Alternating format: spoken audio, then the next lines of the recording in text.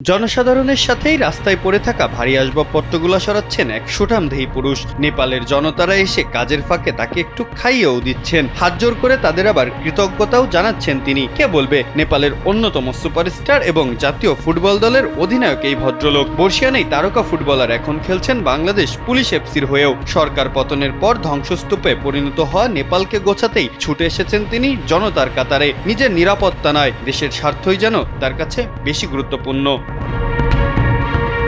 দুর্নীতিবাজ সরকারকে আন্দোলনের মাধ্যমে বিতাড়িত করেছে নেপালের জনতা। তবে সরকারি স্থাপনা থেকে শুরু করে গুরুত্বপূর্ণ ভবনে আন্দোলনকারীদের দেওয়া আগুনে রাস্তাঘাট এখন অকেজো, ধ্বংসস্তূপের আস্তানা। তাই তো মাঠের অধিনায়ক ঘরে বসে থাকতে পারেননি। ওয়ালটন এখন দেশের সীমানা পেরিয়ে পৌঁছে গিয়েছে 50টিরও বেশি দেশে।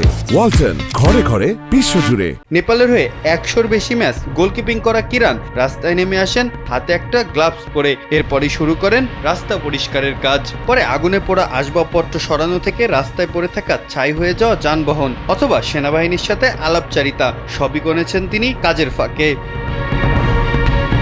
কিরান যদিও বাংলাদেশিদের কাছে অপরিচিত নাম নয়, গত বছর থেকেই খেলছেন বাংলাদেশ পুলিশ এফসির হয়ে। কিরান দুর্দান্ত ফুটবলার তো ছিলেনই, মানুষ হিসাবেও যে কতটা বড় মনের মানুষ তারই যেন প্রমাণ দিলেন এই ফুটবলার। নেপালের সাধারণ জনতাও তাই তাকে মাথায় তুলে রাখছে। সত্যিকারের সুপারস্টার হয়তো একেই বলে, যারা দেশ ও জনগণের সুখে দুঃখে পাশে থাকে। মাহফুজ আহমেদ, কালবেলা।